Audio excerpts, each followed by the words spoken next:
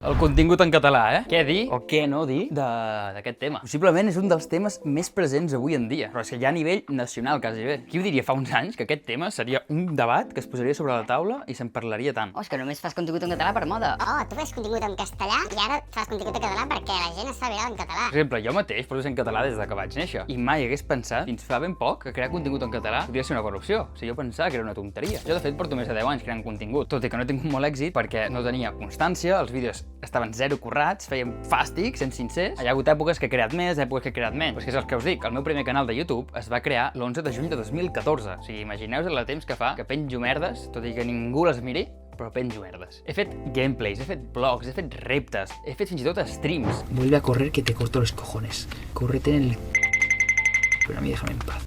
Oh, hijo de puta! O sigui, he tocat possiblement tots els àmbits que hi ha contingut en xarxes. Per això ara també he volgut començar amb aquest nou projecte una mica més currat i més constància. O bueno, farem veure que ho és, si més no. Però clar, tot aquest contingut del que us estic parlant era en castellà. Però sorprenentment, el 2023 va arribar a la meva vida un projecte que canviaria totalment la forma que tinc de veure la creació de contingut. Era un projecte totalment en català. Aquest projecte és el podcast de la Heavy. Alguns el coneixereu, alguns altres no, uns l'estimen més, uns l'odien més, però bueno, això ja és subjectiu de cada persona. Però bàsicament va ser gràcies a aquest podcast que vaig començar a veure el català com una nova forma de crear contingut. Vam tenir molta sort que la Heavy va sortir en un moment en què aquest boom del contingut en català estava al seu prime. Estem parlant del moment en què van començar a sortir creadors com En Calamitat, com la Cèlia Espanya, podcast d'èxit com Xapa la Ràdio, La Rebassada, Déus i Simis... La Heavy.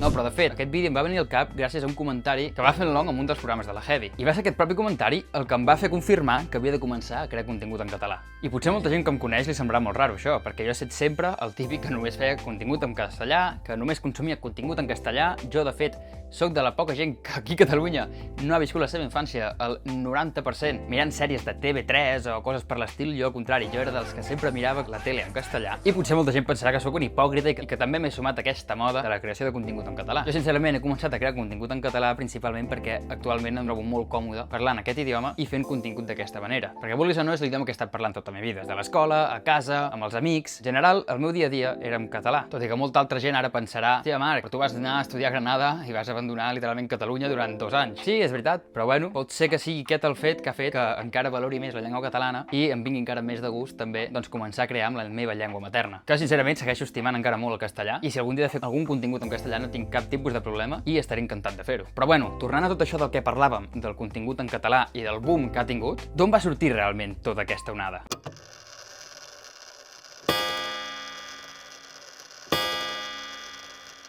El 2010 va ser un any molt important per la creació en contingut. El 2005 va sortir la famosa plataforma de YouTube, que tots consumim cada dia. Però no va ser fins 5 anys després de la seva creació que van començar a sortir cares conegudes actualment, com poden ser Auronplay, Willy Rex. Aquesta gent va començar a crear contingut d'aquella època en castellà. I ja, mica en mica, de cara al 2012, hi van aparèixer noves cares, com en Vegeta, en Rubius, Horacio Germán, Fernán Flo, tota aquesta gent que en el seu moment semblaven tots uns friquis. I aquí va ser quan va començar el que molts anomenem com l'època daurada de YouTube. Però clar, com deia, tot aquest contingut era en castellà. I el contingut en català, doncs, com era en aquell moment? Doncs bueno, jo, com us dic, he consumit sempre contingut en castellà, però pel que m'he pogut informar i parlar amb amics que sí que consumeixen contingut en català des de fa temps, i fins i tot per convidats que han vingut a la Heavy i han explicat la seva pròpia experiència, en aquell moment el català a xarxes era pràcticament inexistent, sobretot en aquests anys que us deia abans. Una mica més endavant, ja cap a 2014-15, sí que va començar a sortir alguna que altra persona. Però és que és veritat que en aquell moment feia por fer contingut en català. Si per la gent ja li semblava una tonteria penjar vídeos a YouTube, tu imagina't fer-ho i a sobre en català, una llengua minoritària que ningú parlava. Òbviament és una llengua que parlen milions de persones. Però clar, a nivell global, com era YouTube en aquell moment, era una tonteria fer contingut en català. Però sí que és veritat que va haver una sèrie de valents que mica en mica es van engrescar i li van quedar 2 collonassos i van començar a fer contingut en català. No és ben bé l'època que va començar aquesta gent que us comentava, sinó potser 3 o 4 anys després. D'allà van sortir noms com la Juliana Canet, en Sir Joan, en Jerry, el propi Long, la Leopolda Olda i molta altra gent que començava a penjar els seus vídeos, però com us dic, era molt poca gent realment. I això, i mica en mica es van començar a fer el seu foradet a dins de la indústria de la creació de contingut, tot i que fos en català. Bé, i si al llarg d'aquests anys cada vegada hi havia més creadors de continguts, quan hi ha el canvi de dècada és que esclata una bomba.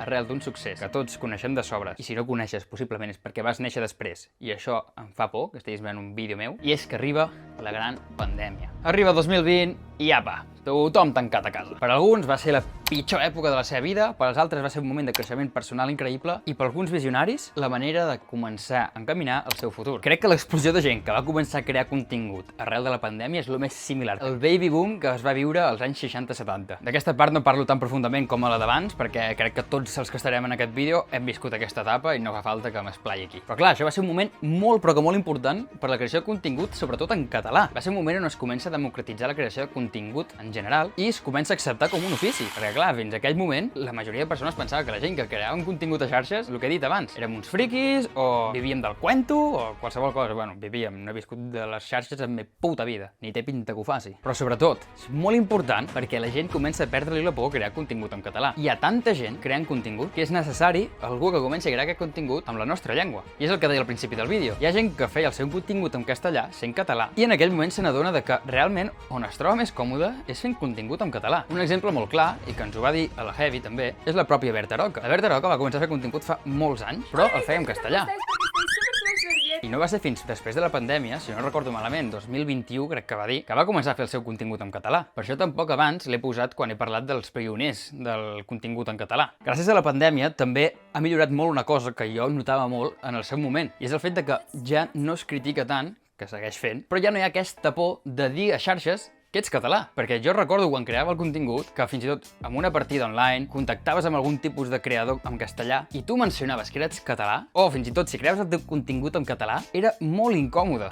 Molt. Jo moltes vegades hagués volgut fer contingut en català de certes coses que no feia perquè amb la gent que em trobava era castellanoparlant i feia cosa parlar en català, que avui en dia segueix fent una mica de respecte, segons el moment. Per exemple, el blog anterior que vaig penjar a Roma anava amb tot gent castellanoparlant. Hi havia moments en què jo em posava a parlar a càmera en català i era una mica estrany. Però bueno, s'ha de perdre aquesta por, també et dic, fa molt poc que estic fent aquest tipus de contingut i un s'ha d'adaptar. Tornant-ho, doncs així, què passarà amb el contingut en català a xarxes? Es queda? Se'n va?